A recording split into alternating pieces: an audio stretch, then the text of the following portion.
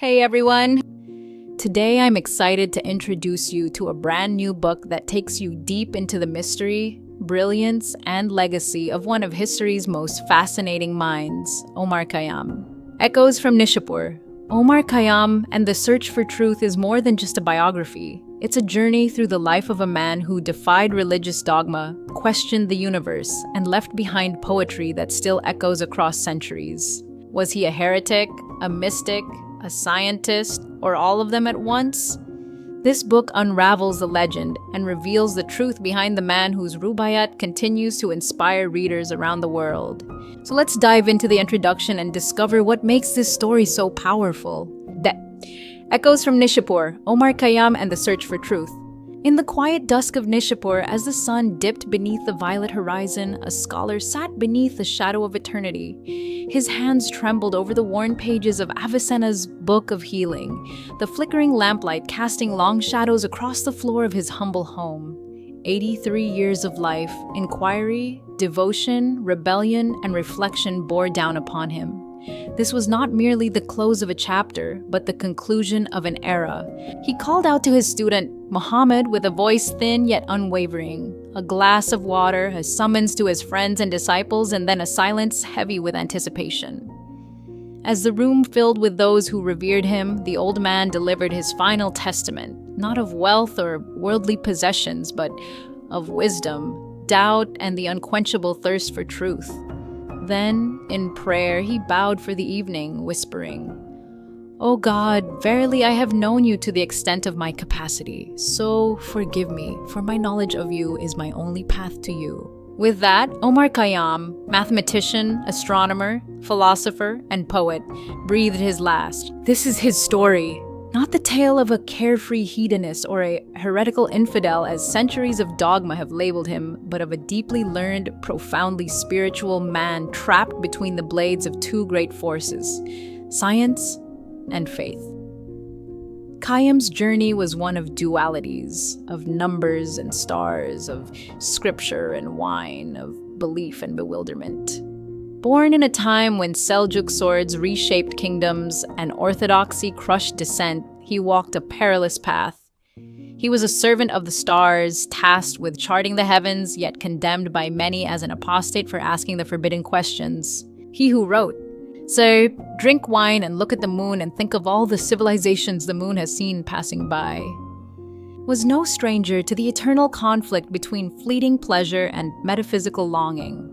From his humble beginnings in Nishapur to his mathematical achievements in Samarkand and his astronomical triumphs in Isfahan, Khayyam left his mark not just on scrolls and stone, but on the very structure of time itself. He led the team that reformed the Persian calendar, its precision unmatched even today. He penned treatises on algebra and metaphysics that startled his contemporaries. And in secret, he composed verses that questioned the very foundations of human understanding.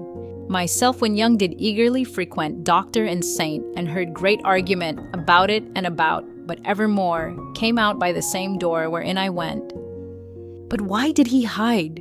Why did a man who redefined the stars veil his verses behind anonymity? Why did the most faithful of skeptics take refuge in ambiguity?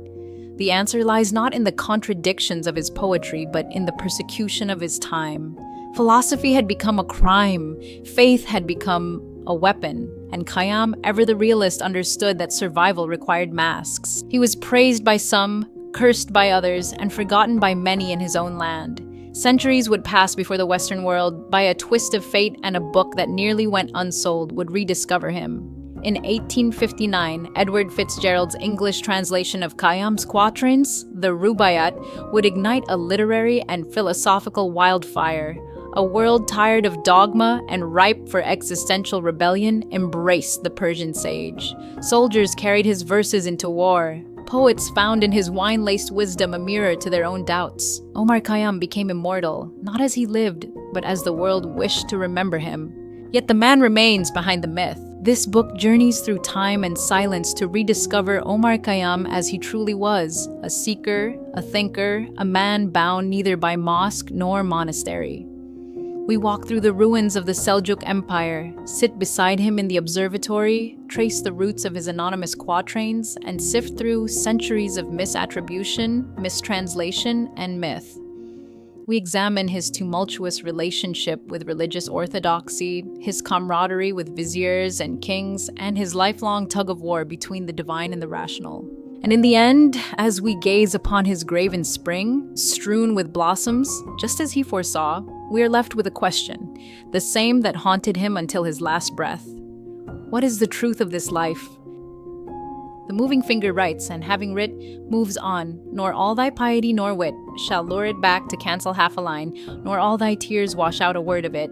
Perhaps, then, truth is not a destination, but a direction. This is the path Omar Khayyam walked. Welcome to his journey. Thanks so much for watching. If you're as intrigued by Omar Khayyam's life as I am, be sure to grab your copy and join the journey. Until next time, take care and happy reading!